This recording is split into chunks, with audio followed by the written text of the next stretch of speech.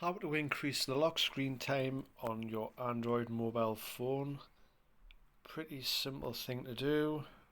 Go into settings, scroll down to display and brightness.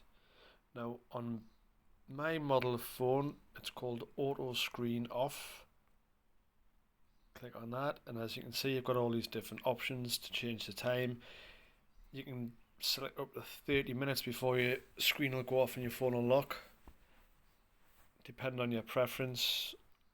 Mine's currently set at 2. I'm going to change it to 5 minutes, and as you can see it displays it there. I can go back in again and change it. 15 seconds, 10 minutes. I'll leave it on 5 minutes, and that's it. That's how to increase the lock screen time on your Android mobile phone.